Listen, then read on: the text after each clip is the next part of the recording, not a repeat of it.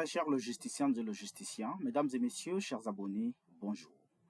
Vous êtes une fois de plus sur votre chaîne YouTube, Académie des logisticiens, votre plateforme d'apprentissage, bien évidemment dans le domaine du transport et de la logistique. Alors, aujourd'hui, nous allons travailler sur des questions à choix multiples, donc un QCM.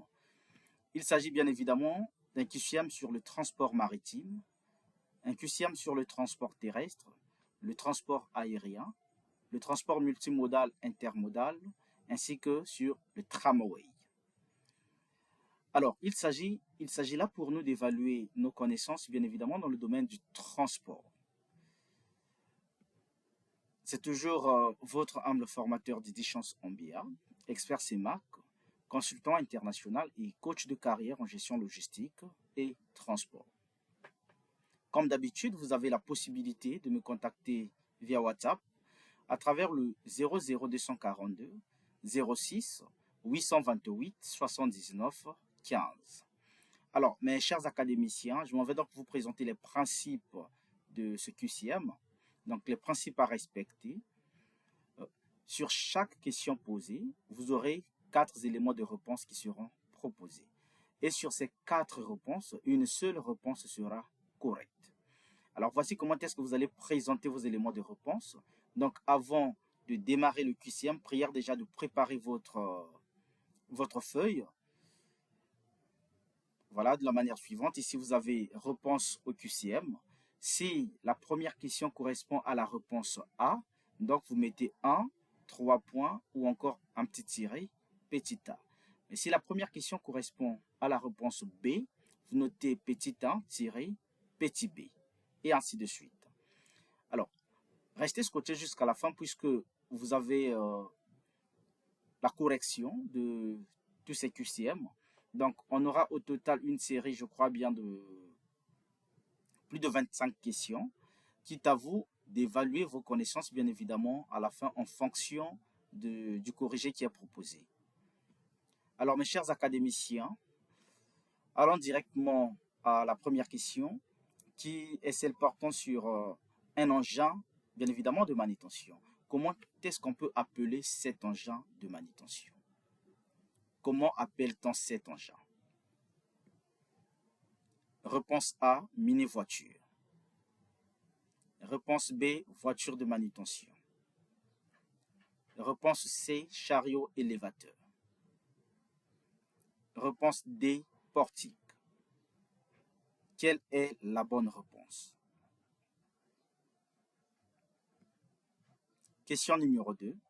Comment appelle-t-on l'opérateur qui conduit cet engin? Réponse A, manutentionnaire automatique. Réponse B, manutentionnaire mécanique. Réponse C, chauffeur de chariot élévateur. Réponse D, cariste. Quelle est la bonne réponse? Question numéro 3. Le transport peut se définir comme. Réponse A, le déplacement d'un véhicule d'un point A vers un point B. Réponse B, le déplacement des personnes et l'acheminement des marchandises d'un point A vers un point B à l'aide d'un moyen ou d'un vecteur de transport, moyennant une contrepartie financière. Réponse C, le déplacement des personnes et le déplacement des marchandises et l'acheminement des personnes d'un point A vers un point B à l'aide d'un moyen de transport ou d'un vecteur de transport, moyennant une contrepartie financière. Réponse D, une opération logistique qui consiste à livrer les marchandises auprès des clients. Quelle est la bonne réponse? Question numéro 4. Les différents modes conventionnels de transport sont. Réponse A, le transport maritime, le transport aérien, le transport routier, le transport ferroviaire et le transport fluvial. Réponse B, le transport multimodal et le transport intermodal. Réponse C, le transport maritime, le transport aérien et le transport terrestre. Réponse D, le transport aérospatial, le transport aquatique, le transport par câble et le transport sous-marin. Quelle est la bonne réponse? Question numéro 5. Quel est le mode de transport le plus sûr? Statistiquement parlant, en termes d'accident bien sûr. Réponse A, le transport maritime. Réponse B, le transport aérien. Réponse C, le transport terrestre. Réponse D, le transport multimodal et intermodal. Quelle est la bonne réponse? Question numéro 6. Dans une entreprise, on parle du transport pour le compte propre lorsque... Réponse A. Le transport constitue l'activité principale de l'entreprise. Le transport ne constitue pas l'activité principale de l'entreprise. L'entreprise fait appel à un prestataire de services logistiques. L'entreprise ne fait pas appel à un prestataire de services logistiques. Quelle est la bonne réponse? Question numéro 7. Dans une entreprise, on parle du transport pour le compte d'autrui lorsque... Réponse A. Le transport constitue l'activité principale de l'entreprise. Réponse B. Le transport ne constitue pas l'activité principale de l'entreprise. Réponse C. L'entreprise fait appel à un prestataire de services logistiques. L'entreprise ne fait pas appel à un prestataire de services logistiques. Quelle est la bonne réponse?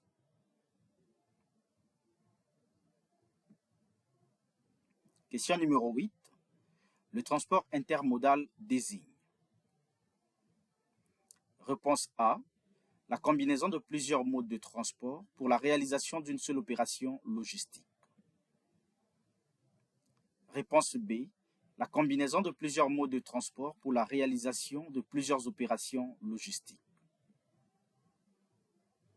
Réponse C. La combinaison de plusieurs modes de transport sur la base d'un contrat unique pour la réalisation d'une seule opération logistique. Réponse D. La combinaison de plusieurs modes de transport sur la base de plusieurs contrats pour la réalisation d'une seule opération logistique. Quelle est la bonne réponse? Question numéro 9. Le transport multimodal désigne. Réponse A. La combinaison de plusieurs modes de transport pour la réalisation d'une seule opération logistique. Réponse B. La combinaison de plusieurs modes de transport pour la réalisation de plusieurs opérations logistiques.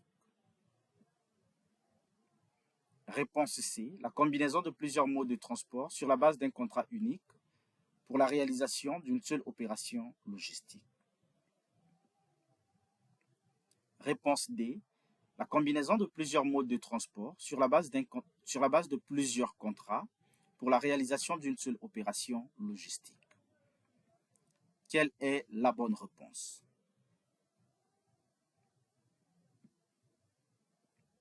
Question numéro 10. Le transport continental désigne. Réponse A. Un système qui englobe les moyens de transport maritime, aérien et terrestre pour acheminer des marchandises sur de longues distances à travers un continent. Réponse B. Un mode de transport maritime qui permet de transporter des marchandises sur de longues distances à travers un continent. Réponse C. Un mode de transport aérien qui permet de transporter des marchandises sur des longues distances à travers un continent. Réponse D. Un mode de transport terrestre qui permet de transporter des marchandises sur de longues distances à travers un continent. Quelle est la bonne réponse? Question numéro 11. Le transport continental est composé de. Réponse A. Transport multimodal de marchandises et le transport intermodal. Réponse B. Tous les modes de transport. Réponse C. Le transport maritime de marchandises et le transport aérien. Réponse D, transport routier de marchandises et le transport ferroviaire. Quelle est la bonne réponse? Question numéro 12. Le transport intercontinental désigne. Réponse A. Le transport intercontinental est un mode de transport qui permet de transporter uniquement des passagers sur de longues distances à travers différents continents. Réponse B. C'est un mode de transport qui permet de transporter uniquement des marchandises sur de longues distances à travers différents continents. Réponse C. C'est un système de transport qui permet de transporter des passagers et des marchandises sur de longues distances à travers des continents. Réponse D. C'est un mode de transport qui ne permet pas de transporter des marchandises sur de longues distances à travers différents continents. Quelle est la bonne réponse? Question numéro 13. Le transport intercontinental peut être effectué par différents modes de transport tels que le transport maritime et le transport aérien, le transport maritime, le transport aérien ou le transport terrestre,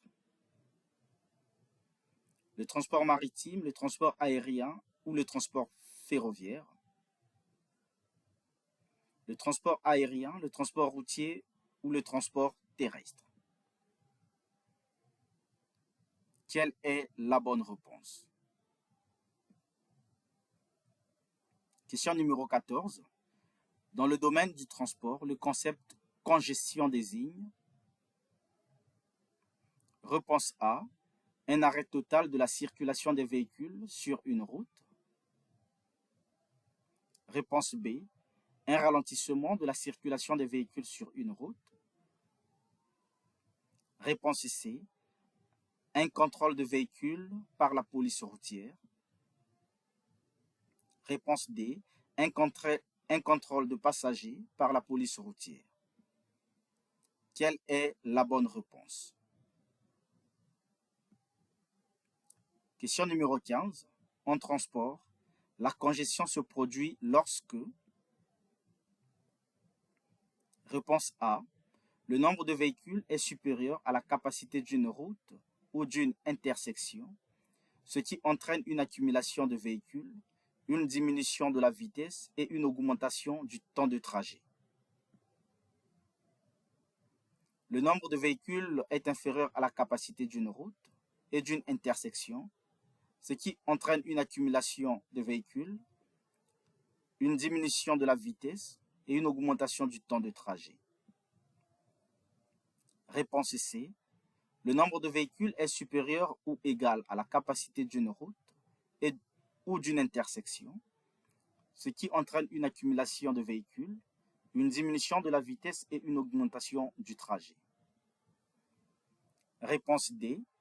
Le nombre de véhicules est inférieur ou égal à la capacité d'une route ou d'une intersection, ce qui entraîne une accumulation de véhicules, une diminution de la vitesse et une augmentation du trajet. Quelle est la bonne réponse?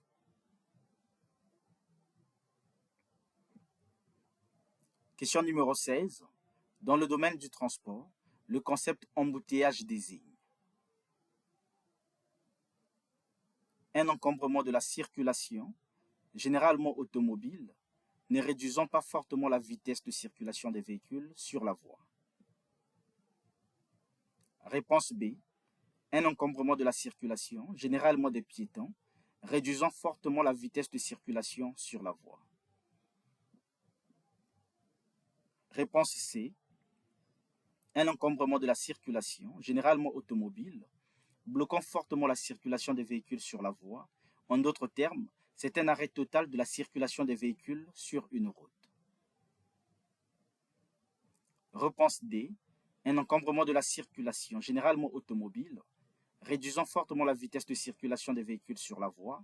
En d'autres termes, c'est un ralentissement de la circulation des véhicules sur une route. Quelle est la bonne réponse?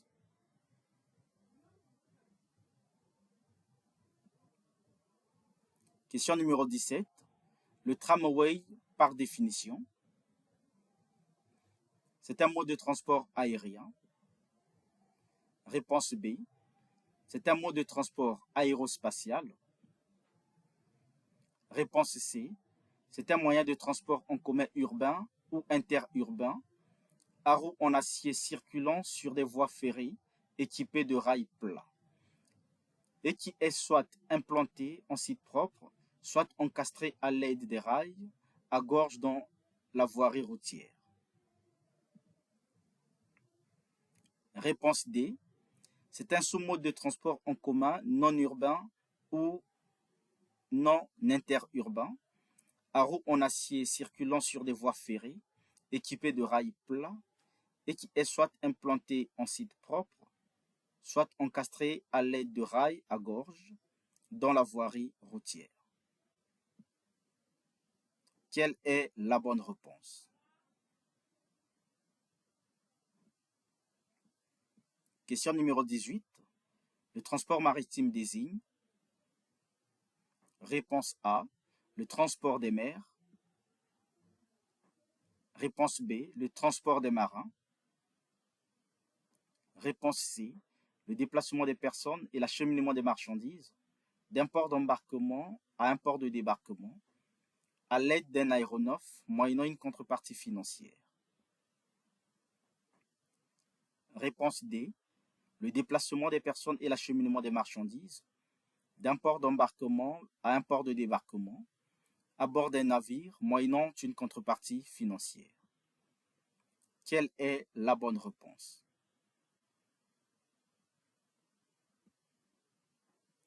Question numéro 19. En transport maritime, le chargeur désigne. Réponse A. Celui qui charge la marchandise à bord d'un navire. Réponse B. Celui qui décharge la marchandise à bord d'un navire. Réponse C. Le transporteur de la marchandise. Réponse D. Le propriétaire de la marchandise. Quelle est la bonne réponse?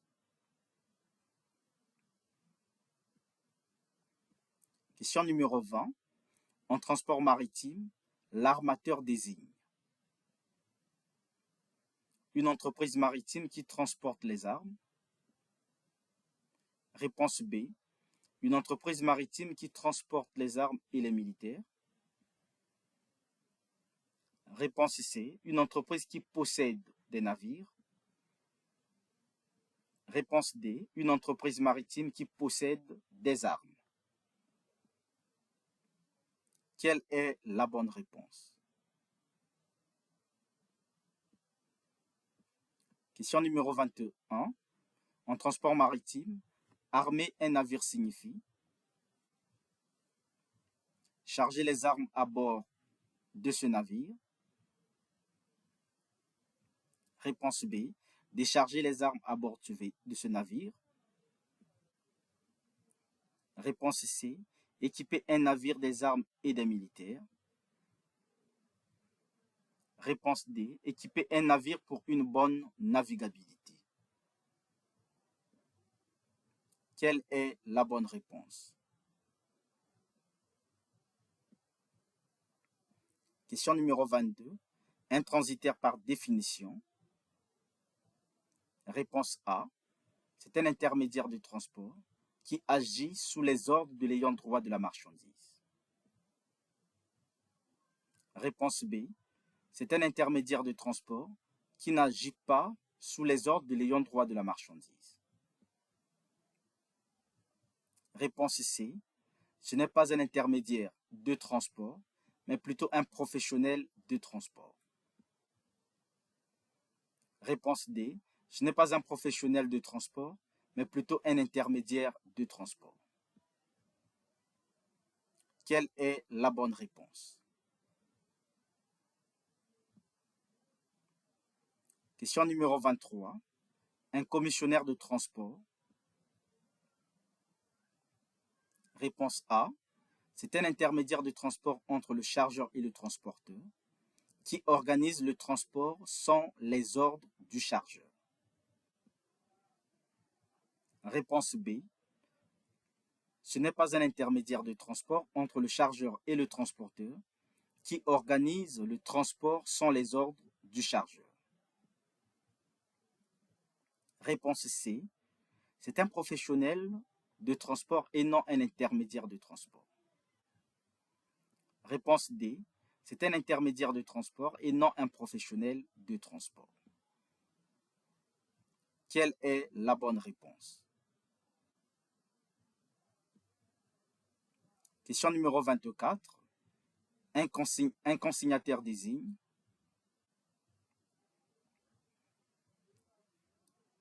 le représentant du chargeur au port d'embarquement. Réponse B. Le représentant du chargeur au port de débarquement. Réponse C. Le représentant de l'armateur au port d'embarquement. Réponse D. Le représentant de l'armateur au port de débarquement. Quelle est la bonne réponse?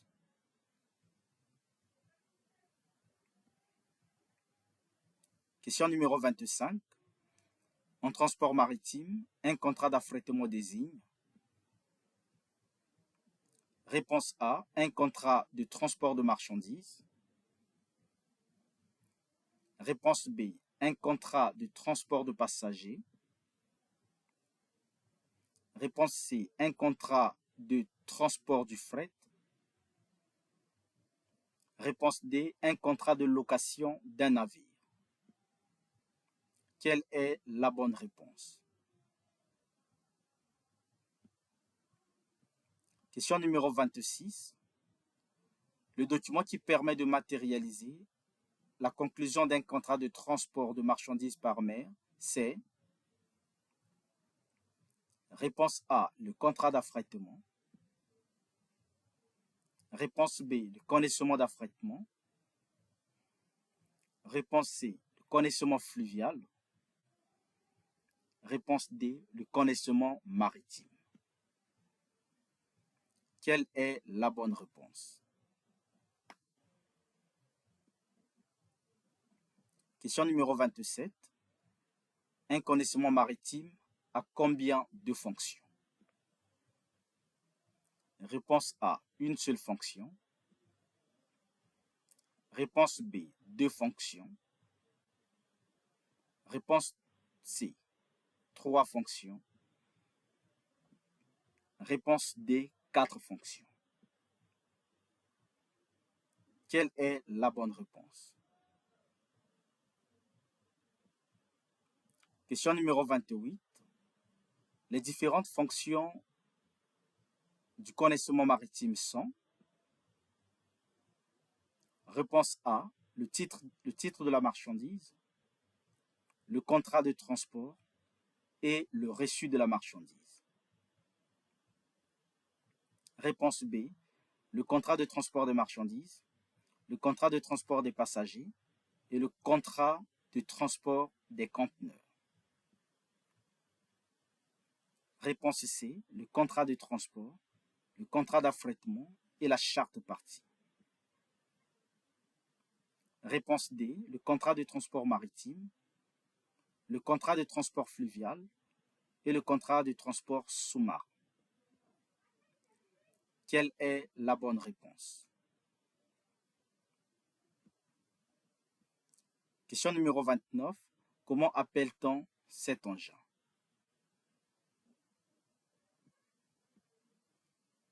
Réponse A, chariot élévateur des conteneurs. Réponse B, manutentionnaire des conteneurs. Réponse C, portique. Réponse D, portiqueur. Quelle est la bonne réponse? Question numéro 30. Le transport maritime est un catalyseur du commerce international. Réponse A. Parce que d'après les statistiques de la CNUSED, il assure 98% des échanges mondiaux et permet la massification des flux sur des grandes distances. Réponse B. Parce que d'après les statistiques de la CNUSED, il assure 99% des échanges mondiaux et ne permet pas la massification des flux sur des grandes distances. Réponse C, parce que le commerce international est également un catalyseur du transport maritime.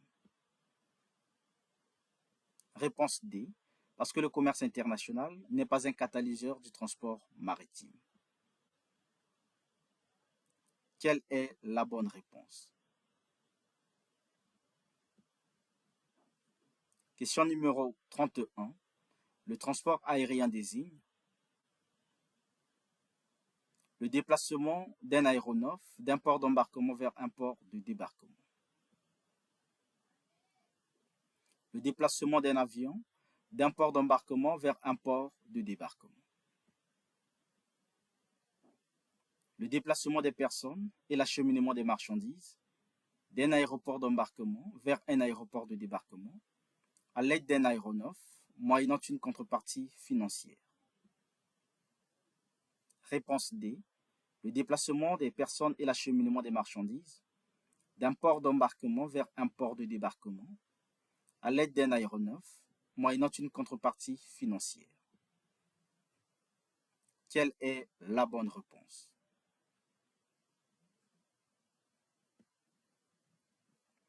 Question numéro 32. En transport aérien, le pilote utilise l'expression Mayday. Réponse A, pour demander l'autorisation d'atterrissage. Réponse B, pour demander l'autorisation de décollage. Réponse C, pour signaler une urgence pendant le vol et solliciter un atterrissage forcé. Réponse D, pour signaler une urgence pendant le vol et solliciter un atterrissage en douceur. Quelle est la bonne réponse?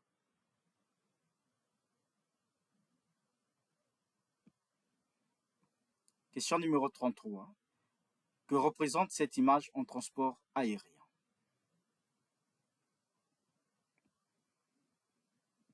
Réponse A, aire de stationnement. Réponse B, piste d'atterrissage et de décollage. Réponse C, tarmac. Réponse D, aéroport. Quelle est la bonne réponse? Question numéro 34. Comment appelle-t-on les petites lumières sur cette image?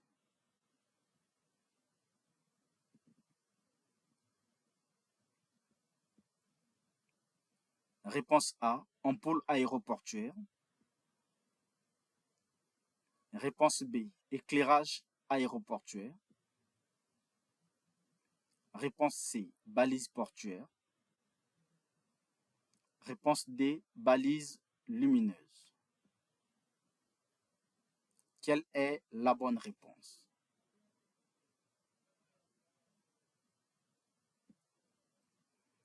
Alors, mes très chers académiciens, vous avez donc un corrigé ici. Prière bien évidemment d'évaluer vos connaissances en transport tout en faisant la comparaison entre vos résultats et la correction.